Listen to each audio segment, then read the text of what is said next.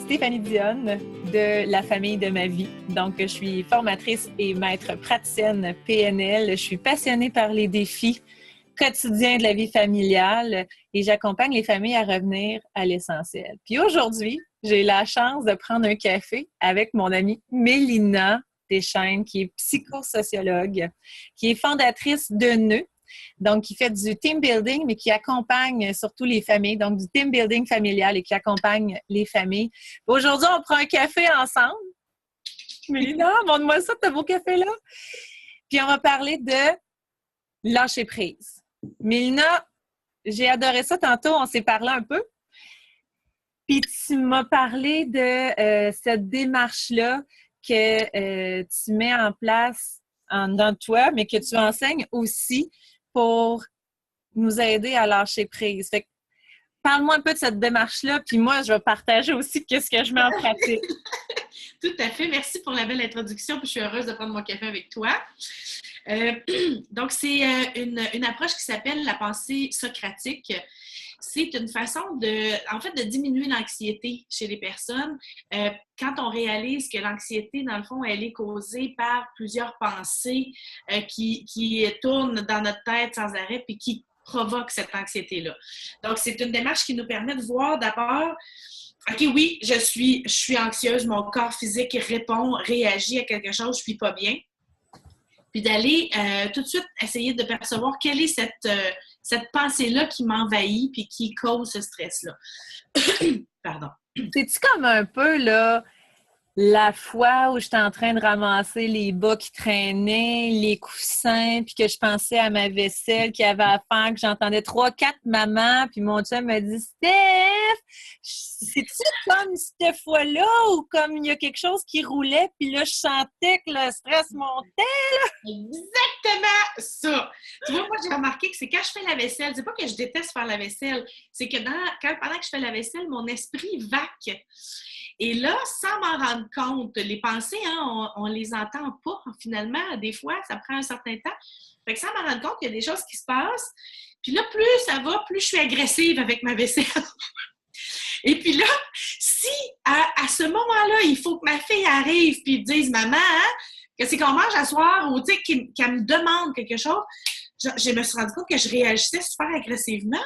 Mais qu'elle, elle n'a rien vu venir, là. Il n'y a aucun signal d'alarme qui lui ont été lancés parce que tout s'est passé dans ma tête. Et dans ma tête, là, ça n'avait même pas rapport avec elle. J'étais rendue il y a une semaine au travail quand quelqu'un m'a dit pourquoi tu vas porter les papiers là? C'est pas là que tu devrais les mettre. Puis ça m'est resté toute la journée. Puis je pense à ça là, pendant que je fais ma vaisselle une semaine après. Puis là, je me dis, pourquoi qu'elle fait ça? Cette personne-là est toujours en train de me critiquer, nanana. Il y a toutes sortes d'affaires qui me passent par la tête. C'est là, Mélina, que j'ai le goût de sortir. Oui!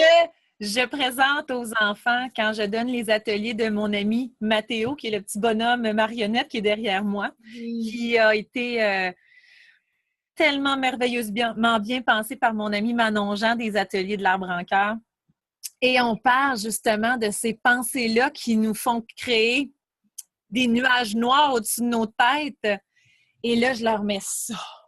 Écoute, je trouve que c'est tellement parlant, même pour les adultes. Parce qu'on voit, là, c'est comme clair, tout ce qui se passe. Dans notre tête, il y a ça en continu. Bla, bla, bla. Puis là, je leur explique aux enfants, tu sais, il y a des pensées, des bla, en gris. C'est écrit comme ça. Ça passe. Il y a les pensées, j'aurais donc le goût, tu sais, d'aller jogger.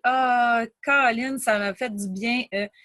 Mais c'est drôle, il y a celle-là dans un nuage noir, puis c'est souvent celle-là qui vient me causer le plus de sentiments désagréables en dedans de moi. Et si je mets mon attention sur celle-là, ça prend toute la place. Ça prend beaucoup d'énergie, hein? Ça épuise physiquement. Ça épuise physiquement, mentalement, émotionnellement.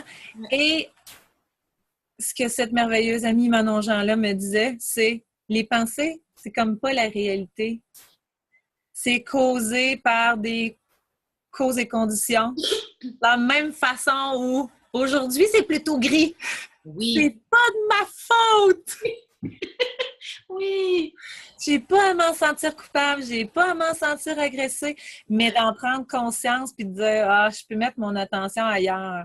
Mais là, tu as des très, très bonnes étapes, Mélina. Tu disais après, quand on en a pris conscience, qu'est-ce qu'on fait? Qu'est-ce Oui. qu'on se dit? Donc, en fait, c'est important d'écrire. Hein. Des fois, on peut, à la longue, une fois qu'on est habitué avec la pratique, on peut le faire dans notre tête, mais justement, on essaie de sortir de notre tête. Fait que ça peut faire du bien de s'asseoir puis d'écrire. Donc, la première étape, c'est d'écrire cette pensée-là qui est venue spontanément, soit tout de suite après un événement ou dans un moment où est-ce qu'on est en train de faire la vaisselle ou où est-ce qu'on se perd dans nos pensées, mais qui a créé quelque chose. Donc, on écrit la pensée. Donc, par exemple, si je prends mon exemple, moi, de tout à l'heure, je parle d'une collègue, puis je me dis, elle me critique toujours. OK? Donc, j'écris cette phrase-là. Après ça, je vais écrire physiquement, qu'est-ce que ça me fait, où elle est, où sont mes émotions, qu'est-ce qui se passe. Donc, j'ai mon cœur qui bat fort, je me sens venir la pression monter, j'ai des lourdeurs dans les épaules ou des picotements. Donc, physiquement, qu'est-ce qui se passe? Et émotivement, quelle est l'émotion reliée à ça? Je suis frustrée, je suis en colère, je me sens dépréciée. Donc, je vais mettre les émotions qui sont reliées à tout ça.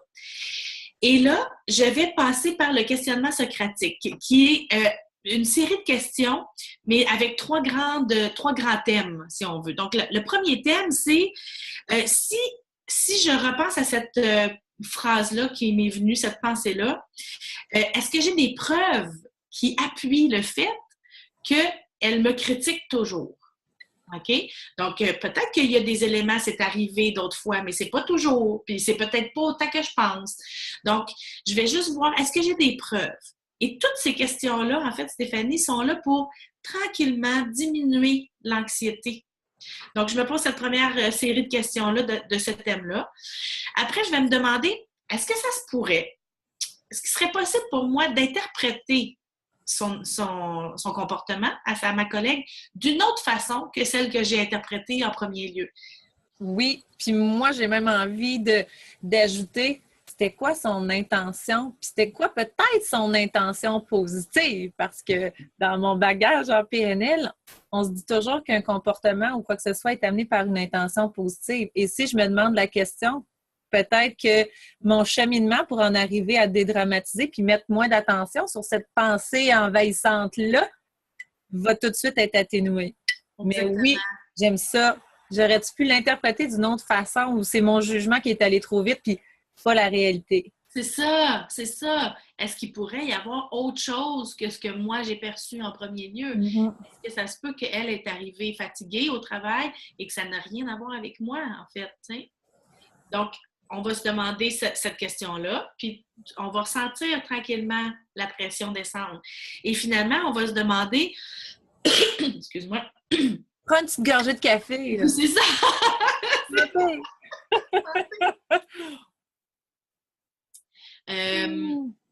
On va se demander si, par hasard ou par malheur, ce que je pense est fondé. Donc, si ce que je pensais sur ma collègue, c'est qu'elle me critique toujours, si c'était le cas, quelles sont les conséquences de cette chose-là? Quel est le pire qui puisse arriver une fois que j'ai ce constat-là vraiment clair, si on veut? Puis encore là, comme tu l'as dit tout à l'heure, c'est clair pour moi tout seul, mais c'est important d'aller valider nos impressions avec la personne parce qu'on ne sait jamais ce qui se passe dans la tête de l'autre personne réellement. Oui. Rappelle-moi qu'est-ce que tu viens de dire, là, juste à la fin, tu as dit... c'est quoi le scénario, le pire? Oui, le pire, c'est ça. Puis effectivement, de se dire, ouais, mais c'est quoi après ça? J'aime amener le choix. C'est quoi mon choix? Admettons que c'est la situation la pire qui arriverait. Ben, avant que ça s'en aille jusque-là à la pire des conséquences, peut-être que j'ai des choses à faire. Et c'est là que je trouve que la notion de responsabilité, complètement. Elle est comme bien dessinée, là, puis elle coule d'elle-même. Rendu là, tu te dis, hein, si c'est fondé, qu'est-ce que je peux faire? Qu'est-ce qui va arriver de pire, de pire, de pire, de pire? Oh, je pense que je vais intervenir parce que moi, quand j'ai dessiné mon plan familial, c'est un peu ça. ça partait de je suis tout le temps en train de ramasser, de recommencer, j'ai des demandes tout le temps, j'ai l'impression j'en pourrais plus. Si je fais rien, là, qu'est-ce qui arriverait de pire? L'année prochaine, j'ai l'air de quoi? Je me dis, je vais être épuisée complètement. Puis là, je me dis, OK, on doit se responsabiliser tout le monde ensemble. Puis c'est là que j'ai bâti, puis je me suis posé des questions, puis que j'ai pris des actions pour y revenir. Puis je me dis, c'est pas vrai que pour moi, mon milieu familial doit être ça. Ouais. Donc, dans ton cas, tu dis, c'est pas vrai pour moi que je vais laisser ma collègue faire cette idée-là sur moi. Admettons que c'était fondé. Donc, après ça, tu te dis, voici la discussion que je peux avoir avec elle, voici la prochaine étape. Puis là, tu peux voir tout ce qui est simple à réaliser pour y... Aussi, en parlant de responsabilité, je peux choisir, puis je peux choisir quelle attitude je vais avoir par rapport à cette situation-là aussi, tu sais.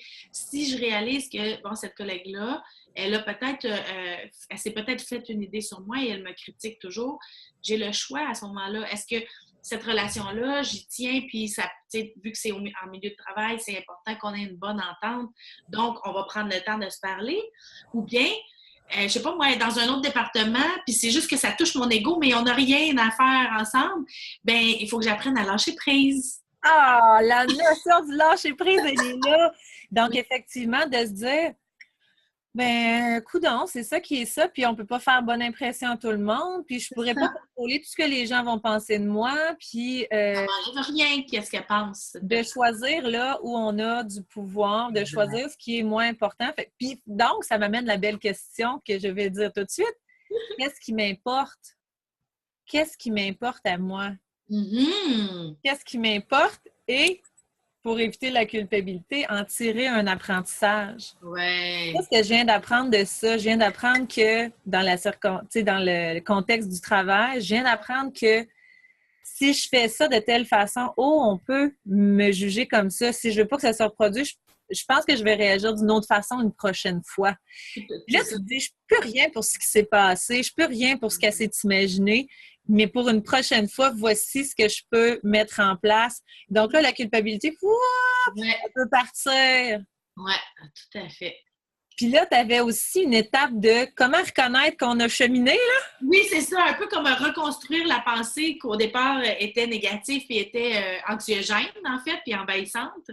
Donc là, avec les étapes qu'on vient de faire, je vais pouvoir restructurer ma pensée, donc me dire, OK, bon, ben peut-être que finalement, avec tout ça, ce que je comprends, c'est que peut-être ma collègue, elle était fatiguée, peut-être que ça n'a rien à voir avec moi, et je vais prendre action demain et valider avec elle les choses que je ressens le besoin de valider. Ou je vais décider de lâcher prise et de continuer mon travail, puis que la prochaine fois qu'elle me dit quelque chose de cet ordre-là, si je sens que c'est un manque de respect, je vais agir d'une certaine façon, mais sinon, je choisis de laisser aller, par exemple. Donc c'est ça, c'est comme un peu le résumé de tout ce qui s'est passé, puis de ma conclusion un petit peu. Et puis là, on va refaire les étapes, c'est-à-dire de mon corps, est-ce qu'il y a encore des picotements quelque part? Est-ce que ça s'est détendu? Est-ce que ça s'est relaxé? Et mon émotion, elle est quoi maintenant? L'émotion, elle peut être, bon, je suis plus calme, pardon, mais je ressens le besoin de valider des choses avec elle. Ou, tu sais, j'ai encore un petit quelque chose, puis je vais avoir besoin de valider ces choses-là. Ou ça peut être, je me sens quand même incompétente. Parce que là, ça touche mes problématiques à moi qui n'ont rien à voir avec elle, encore une fois. Elle a simplement ravivé cette chose-là. Oups, un petit bruit, excusez. Si j'avais pas un système de sécurité qui venait... ça arrive! Je ne peux pas avoir des textos en même temps sur l'ordinateur. Donc, c'est ça, ça va... je me souviens plus ce que j'étais en train de dire, mais... Ah oui, les émotions. Oui, c'est ça. Je vais revalider, voir où est-ce que je suis rendue dans mes émotions, comment je me sens maintenant que j'ai fait chacune des étapes puis que ça a apporté un petit peu de calme à l'intérieur de moi. C'est ça. Puis là, tu sais, on va se le dire, tu sais, on est parti d'un contexte où on s'est dit, il y a une pensée comme désagréable qui est arrivée, puis là, on se met à écrire. Bien là, avant de l'écrire, effectivement, on peut se dire, est-ce que c'est vraiment quelque chose qui est important puis qui est récurrent, qui est etc. pour justement se dire, quand on fait ça, là, on choisit ce qui est, comment je pourrais dire, moi je dis souvent, choisis de travailler sur ce qui est répétitif puis vraiment limitant pour toi. Oui. Parce qu'ils vont passer des affaires désagréables, mais tu sais, il y a des choses qu'on n'a pas besoin de traiter parce que toute la réflexion que tu as dit, on est capable de se la faire tranquillement en continuant de brasser la vaisselle. Mais pour ce qu'on sent qui est récurrent, qui est envahissant, puis qui est limitant pour se sentir bien, là, ça vaut vraiment la peine de s'arrêter, de l'écrire, puis de le faire.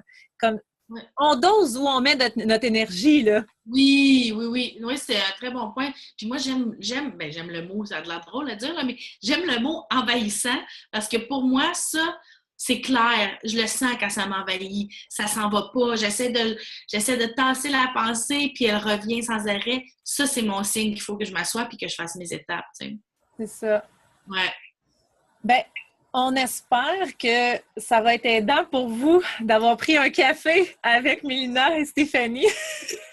As-tu fini ton café? Non, ma tasse est pas mal grosse.